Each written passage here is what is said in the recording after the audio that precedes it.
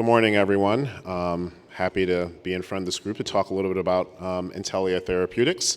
Talk a little bit about this company if you joined the panel that started at 9:30, so maybe a little bit of this will be redundant, but hopefully a lot of it won't be. I think most people know the story around Intellia.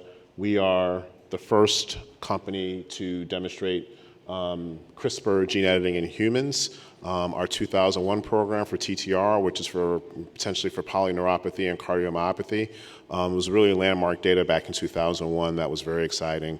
We actually have data in patients. You can see here 50 plus patients. Some cases we have data that goes out to 3 years where there's amazing durability. So, very exciting, what we've accomplished thus far. In addition to our 2001 program, we also have a 2002 program, which is for hereditary angioedema, which we'll talk about a little bit more. And then we have multiple programs that are in research that touch areas such as oncology to cardiovascular. We just have multiple programs in our research platform. And we have multiple collaborations. Most recently, we just announced an amendment to a deal with Regeneron to focus in the area of CNS and muscle. And I think one of the things about Intellia that's really exciting is we have a really broad platform. And I talked about this a little bit earlier. So we have multiple tools. Some people will say Intellia is, gene editing version 1, but we actually believe we're version 1, 2, and 3. So we have our classic CRISPR-Cas9 gene editor, we have a base editor, and we also have a DNA writer as well too. So, a very exciting platform that we have multiple approaches for delivery, whether it's AAV or LNP also. So we believe that having that broad toolbox differentiates us, and we believe that there's no one approach to solve for any disease, and so we'll bring the right tool to bear to bring products to patients. So, I've talked a little bit about our platform, and at a very high level, you have that modular platform that our research team works constantly on evolving and developing and bringing the right tools for the situation. And then we have our in vivo side where we're essentially fixing a target gene, and I'll talk a little bit about some of our clinical data there. And then we have our ex vivo approach. The CEO of Cabaletta just talked around autoimmune. That's obviously an area that's, I think, has become of tremendous interest, and that's an area we're focused on with our partner, Kyverna. But we're also focused on the immuno-oncology space as well, too. So these are some of our strategic priorities for 2023 and 2024. I just want to talk about this a little bit. I mentioned focus in the previous session, and one of the things that we're laser focused on is initially, continue to move forward our 2 clinical assets. So we have our 2002 asset, which we hope to start a phase 2 study at some point next year. And then we are hoping that, subject to regulatory feedback, that we can start our 2001 asset for TTR, hopefully at some point this year or early next year.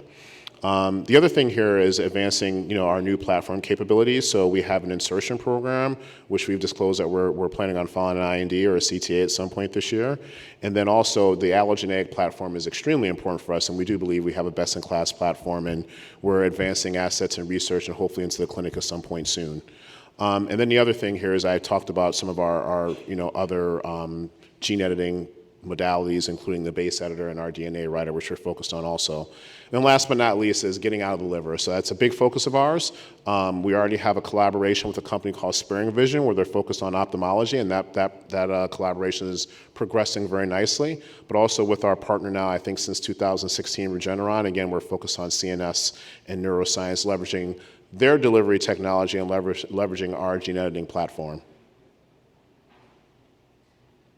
So you will see here a fairly broad platform, and it may seem like a lot to people, but you will see quite a few of these programs with our partners. So in the case of our lead program, 2001, it's actually 75% Intellia and 25% Regeneron. A lot of people get confused around that.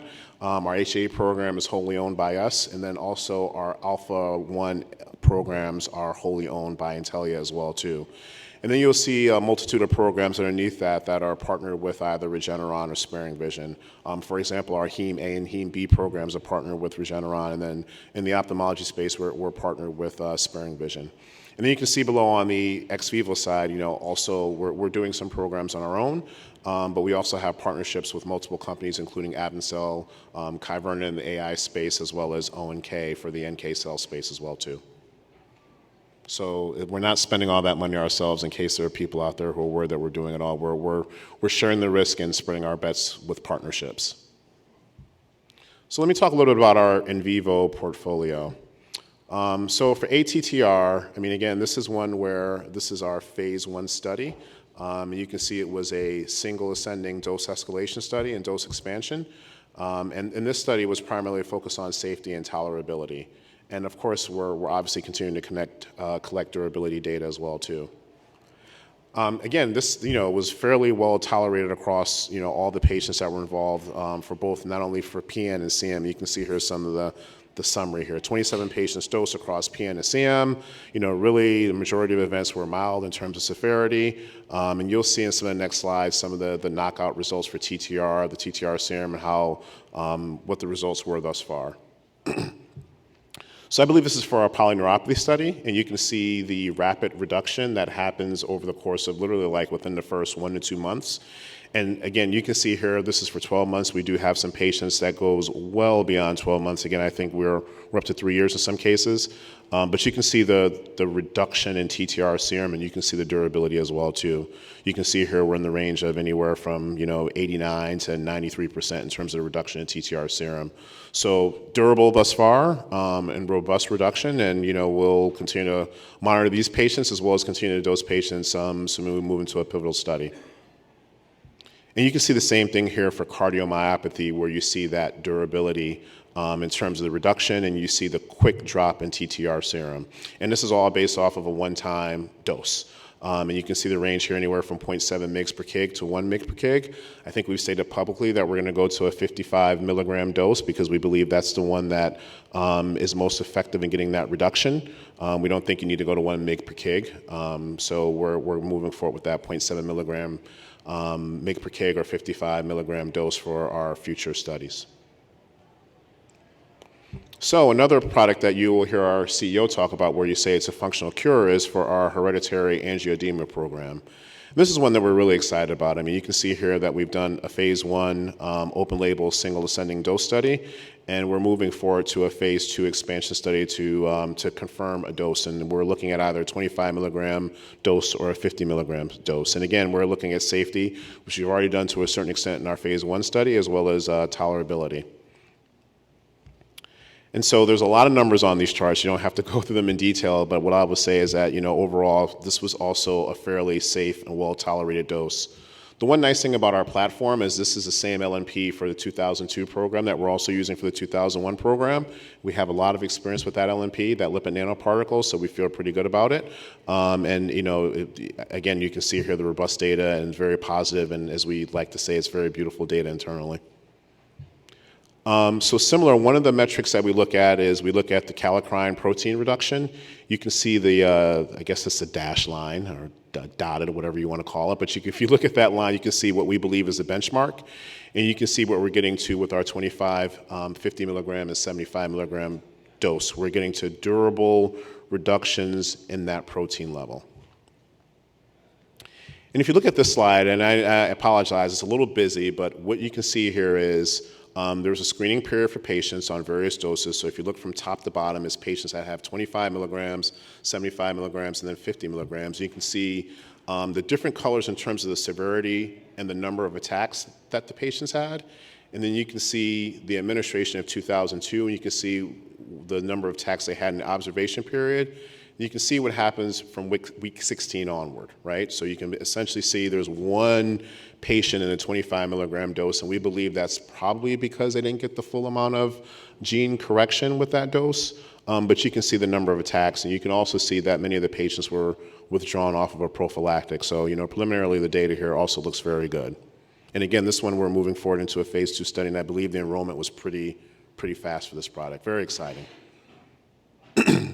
So, I mean, again, this kind of reiterates what I said, clinical validation of our LNP. We're starting to, see the proof of concept, and it's continuing to evolve for our knockout assets. We're moving forward with insertion with respect to our Alpha-1, our Heme B program, and then, again, with our Regeneron collaboration, we're hoping to go into bone marrow and CNS, and then with our Sparing Vision collaboration, we're already focused on ophthalmology. So the goal here is really to unlock the full potential of gene editing. We believe it can go well beyond the liver, and we're looking forward to working with partners and others in terms of trying to unlock the full potential of the platform. And this is just a brief slide that just talks about some of the opportunities in other tissues.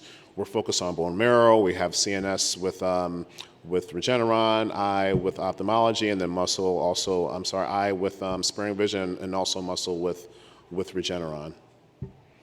Let me spend a few minutes talking about our ex vivo portfolio, which we're also very excited about. So, this is one where we create the therapy. We use our CRISPR platform to create what we believe is differentiated therapies, again, not only for IO, but also for autoimmune, which is an emerging area. And we can bring this tool to bear in multiple ways. So, we can mix and match here, whether it's different cell types. So it could be NK cells, which is what we're doing with ONK. It could be different modalities, whether it's CARs or TCRs. And essentially, it's using immune enhancements and also our allogeneic platform to bring an ex vivo cell therapy approach. And again, we believe we have what we think is a best-in-class approach here for our ex vivo allogeneic portfolio. So we have a differentiated approach. You may have heard some of this in one of the other panels. You'll see that there are other approaches here which we believe have their challenges. We believe our approach, not only from a delivery point of view, again, we talked about the data that we have from an LNP point of view, but also our editing mode, how we do it in terms of being sequential or simultaneous, insertion and knockout, and being able to use multiple editors, whether it's a cleavase or a base editor. We do believe here that we have, again, a best-in-class approach for our ex vivo side of the business.